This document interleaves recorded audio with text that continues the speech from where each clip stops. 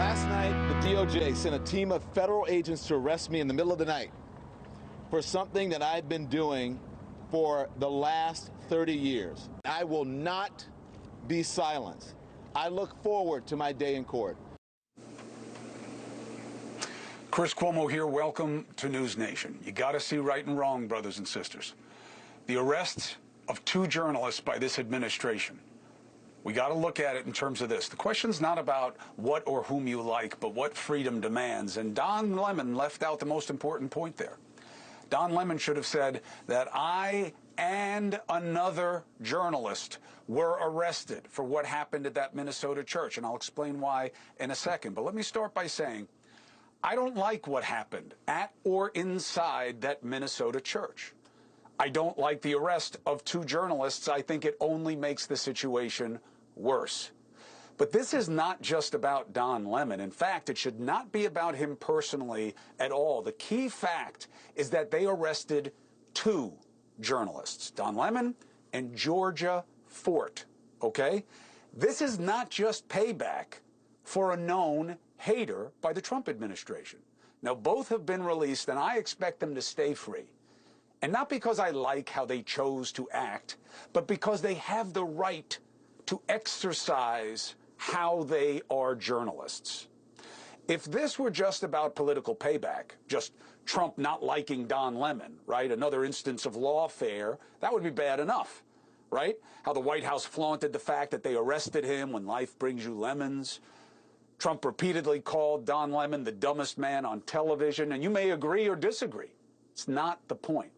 It's the second arrest of the second journalist that makes the point of why this is so dangerous. It's not about playing with an opponent. It's about playing with a fundamental right. Think about it.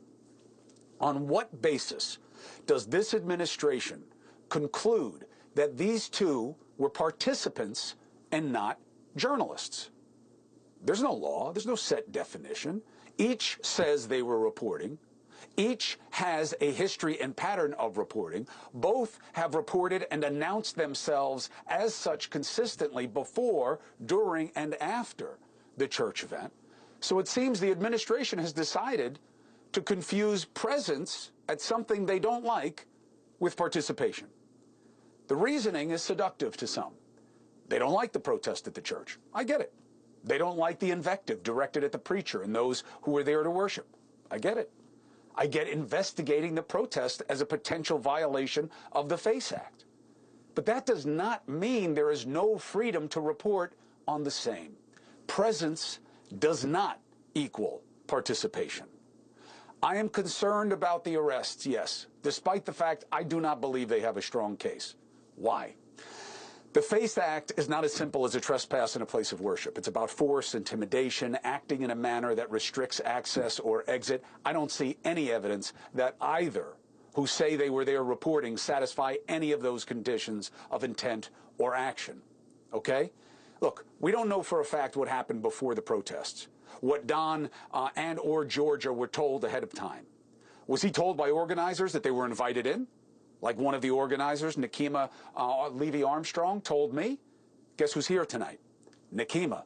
Guess who knows what Don Lemon knew going into this and what his role was? Nakima. You want to know the truth? Just wait a couple of minutes. We do know that the government is claiming that Don attended a pre-operational briefing before they entered the church. Does that make him part of it? They say he tried to keep details about the protest secret on his live stream. I've seen the clip. It indicates that. That's a bad fact for him. It shows potential bias, bad judgment. But does it make him an agitator or someone who was doing their job the wrong way? How was he obstructing congregants from leaving? Inside the church, Don and others were trying to intimidate the pastor. That's what the indictment says. Don consistently stated to people in the church he was there as a journalist, not as an activist. I get why people may not have liked how he came off, confronting the preacher, his interaction with the protesters. But remember, this is the operative idea. I disapprove of what you say, but I will defend to the death your right to say it. Now, this quote is often attributed to Voltaire, but it was actually penned by a woman, Evelyn Hall, in a compendium called Friends of Voltaire. What's the point? This is one of our most powerful distillations of what the First Amendment is about. The government cannot stop us from saying what we want to say, even if we don't like what's being said, especially then. Would I have made the same choices that were made by Don at the church? No. I think there's a reason there was not more media inside, though they may have been outside. I think there's a reason this is the first time we've ever seen anything like this. I don't think I've ever worked anywhere that would have been okay with me going inside with people that I suspected intended to do something illegal. Now, if that was the case, right? If I just said these people are going to protest, they say they were invited in, I'm going to follow them, that's different. But in either instance, it would still make me a journalist. It would probably make me a fired journalist if I did something that offended standard and practice at every place I've ever worked. Not agreeing with a journalist's choices, however, does not justify taking their freedom to report. And I hear those of you who say, Don Lemon, he wanted this. He's been spoiling for a fight. You see how he loves it? He's been baiting the president. So what? By the way, I think the president just did Don Lemon the biggest favor of his career. I think he made him a martyr. I think he made him millions. I think he made him the face of resistance to this administration. Perhaps Georgia Fort, too. Now, I think elevating him that way would be a mistake. I think condemning him this way that the administration has is a mistake. But none of that feeling should affect the fact that journalism is not to be compromised by personal preference for the reporting. And yes, this is personal for me and to me. Of course it is. I know Don. I don't want bad things to happen to him or to anyone, especially being targeted by the most powerful entity on the face of the planet, the United States government. Now, Don and me, that's our business. Has our relationship changed over the years? Yes, for good and bad reasons. That has not changed the fact that I would never want to see his freedom restricted this way. I do not like having to defend the choices that Don has made. I don't agree with a lot of them. I'm sure he feels the same way about me. I see what he's doing now to get paid, the rage bait, the provocation for profit, all the other things that he's chosen to do to trip algorithms and make money in social media. But he's not alone in those judgments. I don't see anybody else having their J card pulled. And that's kind of the point. It's when things offend your sensibility that rights can be dismissed as privileges at the whim of the powerful. And the right to be a journalist, to report, Don's right, Georgia's right, my right, those rights don't exist because the president likes the way any of us exercises it. The most obvious part to me that this has gone too far is that the administration chose to arrest 2 black journalists and threatened the Ku Klux Klan Act as a basis. Adding insult to irony only makes how vindictive this is and dangerous this is more obvious.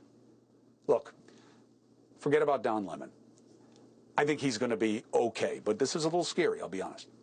Imagine that this is a journalist that you think is the greatest. He or she or they is your favorite. And this was done to them because of choices they made that were deemed unpopular by those in power. That would be a really dangerous precedent. Now, someone's going to say, you have to punish him and Georgia and the protesters. Otherwise, you're going to have people running into all kinds of places of worship. Well, first of all, there's a federal law against that. And that would justify investigating and maybe prosecuting protesters. We'll see what they can develop. But not the press. The precedent that that sets is much more probable than this houses of worship won't be safe anymore.